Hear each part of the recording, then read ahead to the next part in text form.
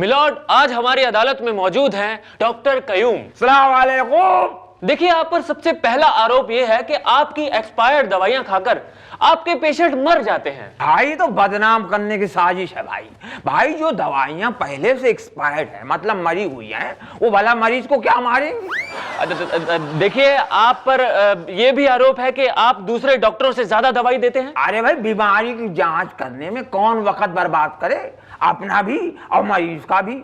इसलिए मरीज को पहले ही दिन खांसी से लेके कैंसर तक की सारी दवाइयां दे देता हूँ। लो भाई, कोई ना कोई दवाई फिट हो जाती है। देखिए, हमने सुना है कि आपने अपने क्लिनिक में आने वाले पेशेंट्स की फैसिलिटी के लिए काफी कुछ कर रखा है। भाई एकदम जबरदस्त इंतजाम है, अंडर वन रूफ। अब मेरी क्लिनिक है, अब क्लिनिक के बाजू में मैंने अंतिम क्रियाक्रम के सामान वाली दुकान खोल रखी है। अब लोग जाते हैं, मेरी पर्ची दिखाते हैं, उनको डिस्काउंट भी मिलता है। और क्या करूं कि अपनी जान दे दूं?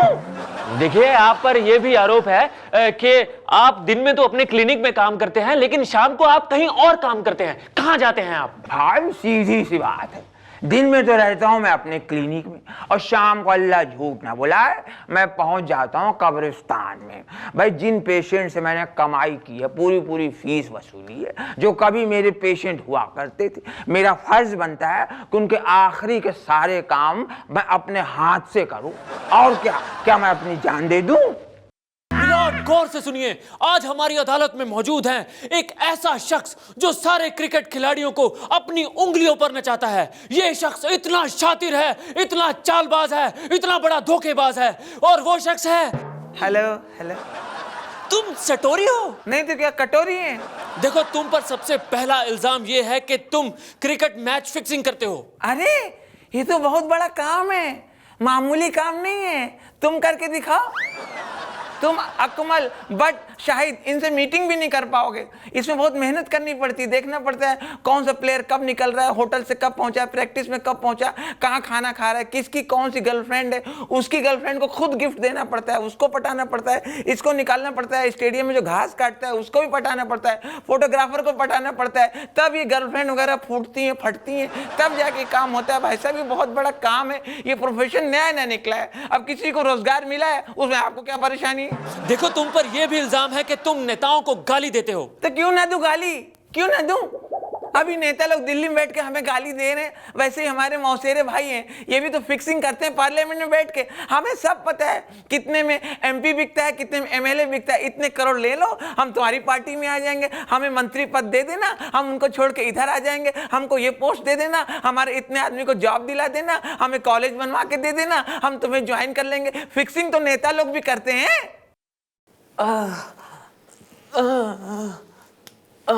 चलते रहो फटाफट। ओहो, आराम से इधर आओ, बैठो बैठो बैठो बैठो। हाँ, आराम से बैठो। बताओ, क्या बीमारी है? डॉक्टर तुम हो ना, तो तुम बताओ हमें क्या हुआ है, हम क्यों बताओ? ठीक है, पर्ची दिखाओ, किस इलाज की बनवाई है?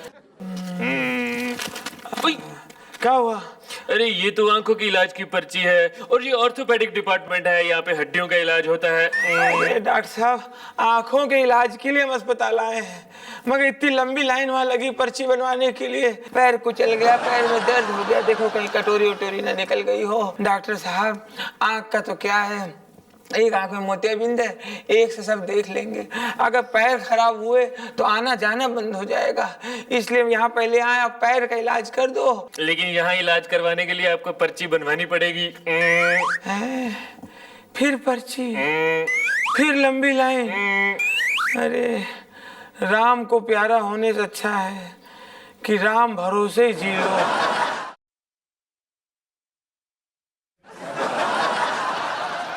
अरे कौन हो, बड़ा सज धज के बैठी हो, तुहार नाम का है सुंदरी?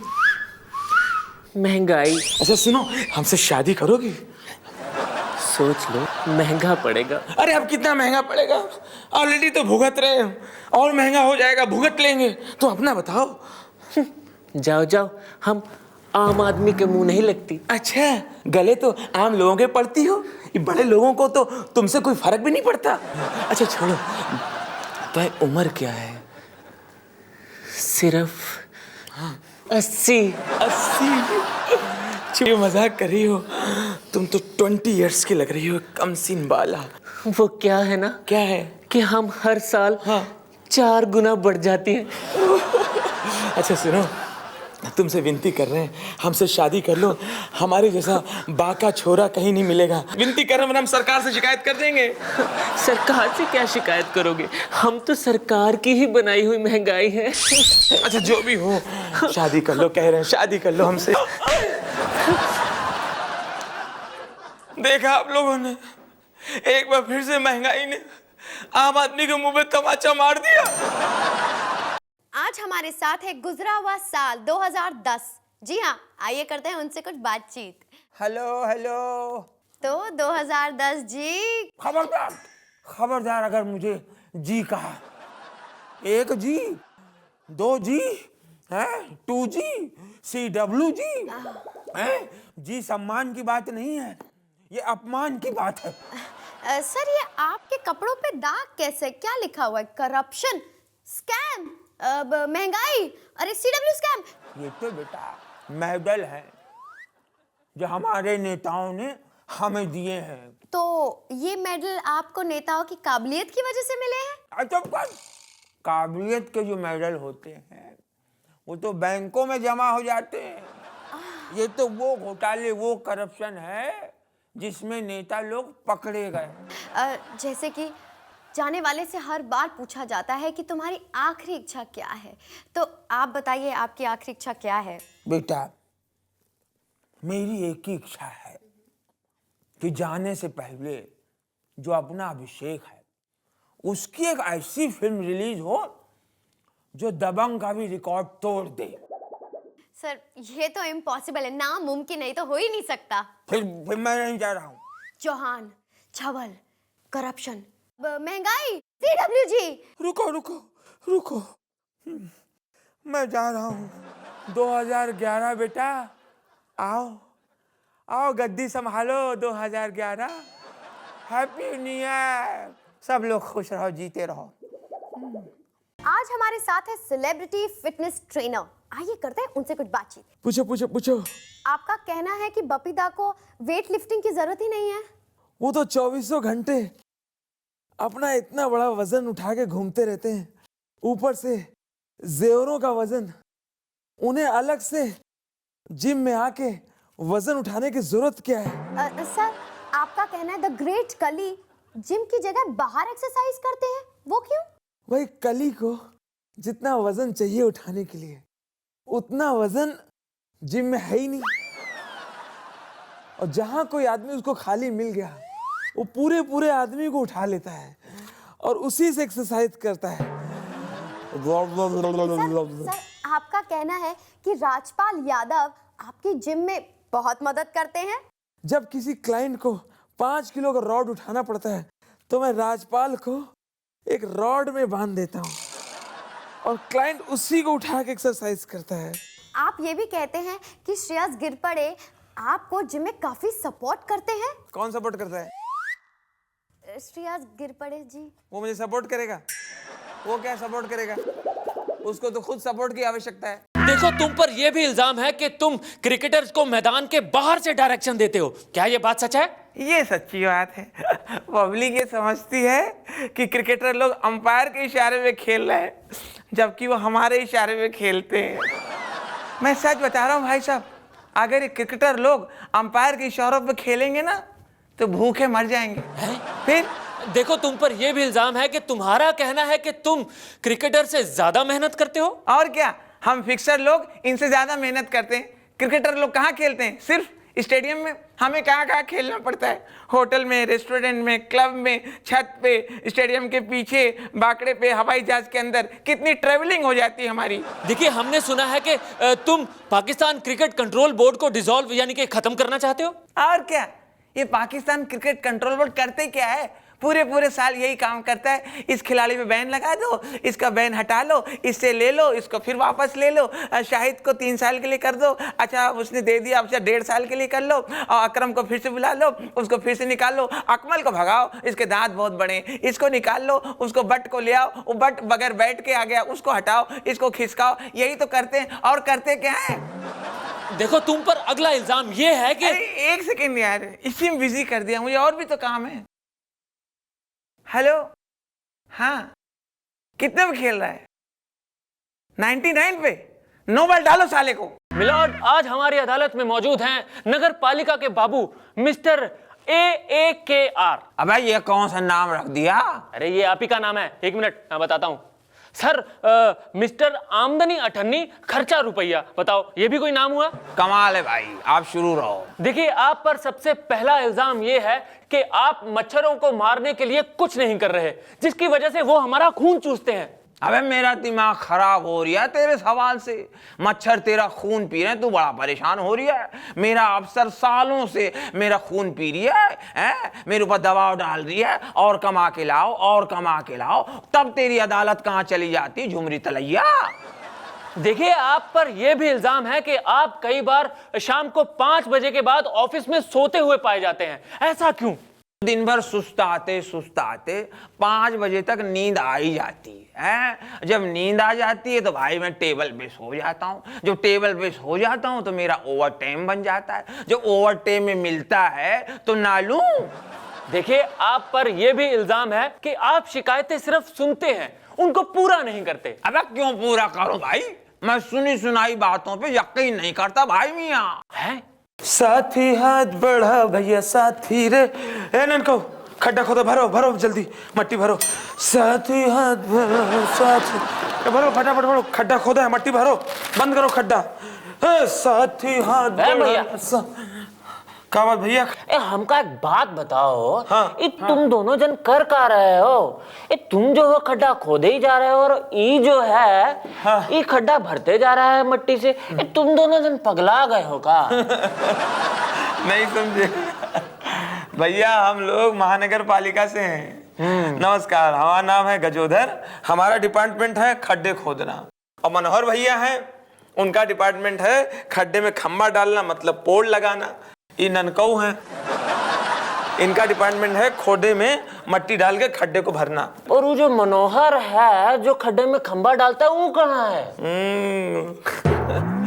मनोहर भैया का पेट गड़बड़ चल रहा है, दस्त लगे हैं, वो छुट्टी पे हैं।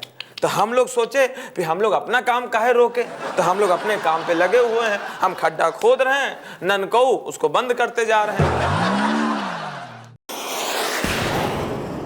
टीआरपी यहाँ पड़ी है। हेलो, इस समय आप कैसा महसूस कर रहे हैं? इसके लिए किस संगठन को जिम्मेदार मानते हैं? देखिए, मेरे सर में बहुत दर्द कर रहा है, और इसके पीछे किसी संगठन का हाथ नहीं है, बस मेरा सर दर्द कर रहा है। अच्छा, ये जो सर दर्द कर रहा है, इसको एक बार और जरा लाउडर बोल दीजिए, हमें फंडू फार्म की तरफ से विज्ञापन मिल जाएगा। अबे तुम्हारा सत्यानाश हो। क्यों? अबे मुझे बहुत प्यास लगी है, कोई मुझे पानी पिला दो भाई। इन्हें प्यास लगी है तो वो कोल्ड ड्रिंक का विज्ञापन करवा लें फटाफट, वेशभूषा भी अच्छी है। सर, ये बोतल है, बोतल, हाँ, कोला की बोतल, ये जरा पकड़ लीजिए और जरा चेहरे पे खुशी लाते हुए जोश में बोलिए, टेस्ट द ब्लेंडर। कोई मुझे बचाओ। क्यों? मैं मर जाऊंगा। क्यों, इंश्योरेंस नहीं करवाया क्या? मैंने कोई इंश्योरेंस नहीं करवाया। अरे लो, ये तो बगैर इंश्योरेंस के मर गया। दोस्तों, अगर इस शख्स ने ZIC इंश्योरेंस करवाया होता तो आज छोड़ जाता अपने परिवार के लिए करोड़ों अरबों रुपए, जो इसके जाने के बाद इसके बच्चे ऐश करते। इसलिए आप भी आज ही ZIC इंश्योरेंस करवाइए, जो जिंदगी के साथ भी जिंदगी के बाद भी। आज हमारे साथ एक कंजूस मक्खी चूस आदमी है, आइए करते हैं उनसे कुछ बातचीत। स्वागत है। अरेड़ा मड़ा मसाई, हमने सुना है कि आप बहुत कंजूस हैं। एक मजे का बात बोलता हूँ। मेरा जब भी शादी हुआ था ना नया नया, मैंने अपनी औरत को हनीमून पे एकला भेज दिया। क्यों? अरे बाबा, दोनों लोग जाएंगे तो डबल खर्चा होएगा नहीं। वाह वाह। अच्छा, हमारे सुनने में आया कि पिछले दिनों आपके पिताजी की मृत्यु हो गई, वेरी सैड। पर आखिरी वक्त उन्होंने क्या कहा आपको? मेरा जो पिताजी था ना, बहुत ही दिमाग वाला था। जब उसका आखिरी वक्त आया, उसने हम सबको बुलाया, बोला सब लोग इधर आ गया। हम बोला हम सब लोग इधर आ गया, तो एकदम गुस्से से बोला, फिर दूसरे कमरे में लाइट और फैन काय को चालू है? पैसा क्या झाड़ में उगता है? अच्छा ये बताइए कि आप अपने बेटे को वकील क्यों बनाना चाहते हैं? मैंने अपने बेटे छज्जू से कहा, छज्जू तू वकील बन, काला कोट तुमको हम देंगे। आप कहते हैं कि आप बहुत कंजूस हैं, लेकिन हमें पता चला है कि कल ही आपने एक नया टूथब्रश खरीदा है। क्यों खरीदा मालूम है?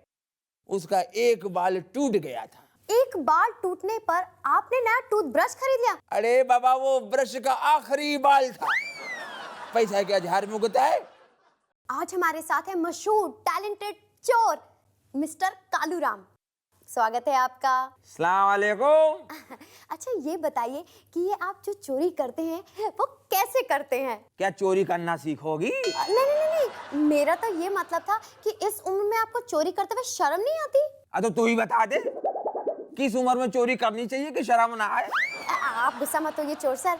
अच्छा ये बताइए कि आपको पुलिस से डर नहीं लगता? पुलिस के नाम से खौफ हो जाता है। जितने की चोरी नहीं करते उतना तो पुलिस थाने में खिलाना पड़ता है। ये बदतमीजी चल रही मुल्क में। अच्छा ये बताइए कि आपके इस चोरी के करियर में कोई हसीन किस्सा आपको जो याद हो? भाई वो तो बहुत तेरे, पर मैं एक बता रहा हूँ, मैं नहीं भूल सकता भाई। एक दिन मैं चोरी करने के लिए घर से निकला। मैंने कहा इस बिल्डिंग में चोरी करनी है, और जो मैंने उसकी नजर दौड़ाई बिल्डिंग में, ऊपर देखा भाई छत पे तो एक लड़की खड़ी अकेली तनहा और बिस्किट खा रही। मेरी नीयत खराब हो गई। हाँ, फिर क्या हुआ? मैं धीरे धीरे पाइप के रास्ते से चढ़ा, धीरे धीरे और चुपके से छत पे कूदा है, और एकदम से जोर से मैंने लड़की को धक्का दिया। वो गिर गई नीचे। बिस्किट पैकेट मैंने पकड़ लिया। कसम खुदा की एक एक बिस्किट जो मैंने खाया है, पेट भर गया भाई। भूख लगी थी ना भाई। मिलॉर्ड, आज हमारी अदालत में मौजूद हैं एक ऐसे डाकू जिनकी प्रजाति मार्केट से खत्म होती जा रही है। डाकू भाई साहब, आपका इसके बारे में क्या कहना है? जय भवानी। हम आज भी हैं और अच्छी तरह से, बस सिर्फ हमने अपना हुलिया बदल रखा है। आजकल हमारे लोग खादी कुर्ता और खादी टोपी में दिखते हैं। जय भवानी। देखिए, आप पर यह भी आरोप है कि आप अपने अलावा और किसी के लिए कुछ नहीं करते। आपके होम टाउन चंबल का क्या हाल है? जय भवानी। चंबल हमारे लिए श्रद्धा स्थान है। हमारी कोशिश है कि चंबल को वर्ल्ड हेरिटेज साइट का दर्जा मिले।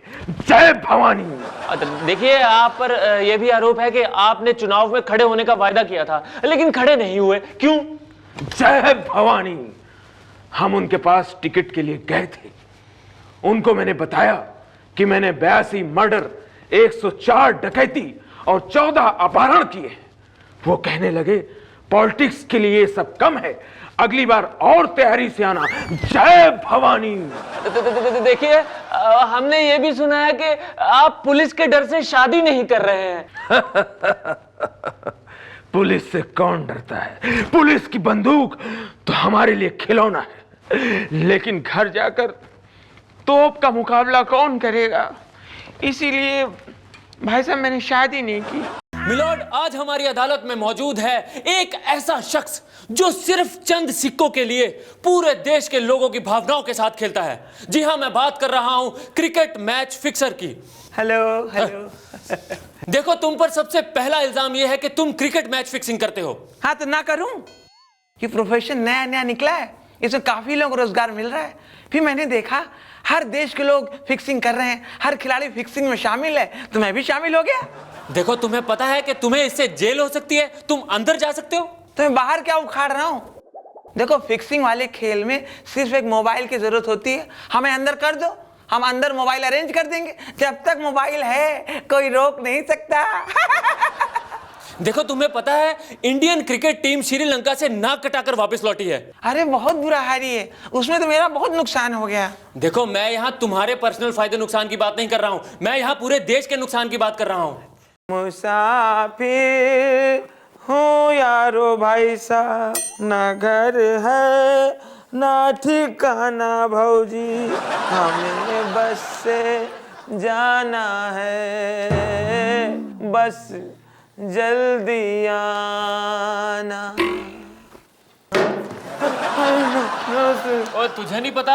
हाँ। पूरे शहर में धारा 144 लगी हुई है अच्छा। और तू यहाँ बैठ के मजे ले रहा है। नहीं बता किस संगठन के साथ तेरे कनेक्शन है? नहीं साहब, हमारा कोई संगठन से कोई नाता नहीं, हमें खाली बम। बम? अच्छा, तो तू ही है वो आदमी जिसने बस के अंदर बम रखा था? नहीं साहब, और पूरा बात तो सुनो साहब, हमें बम्बई जाना है और बस का कनेक्शन हमें यहाँ से मिलता है। ओ, तो इसका मतलब तेरा अगला टारगेट मुंबई है। तू तो गया। साहब ऐसे कैसे गया बोल रहे हो? कोई कायदा है कि नहीं? कायदा? तो तेरा सीधा कनेक्शन अलकायदा के साथ है। अब तो तू पक्का गया। नहीं अब तो साहब आपसे एक बात पूछे साहब, हमसे क्या दुश्मनी है? आप बता दो हमसे क्या चाहिए आपको?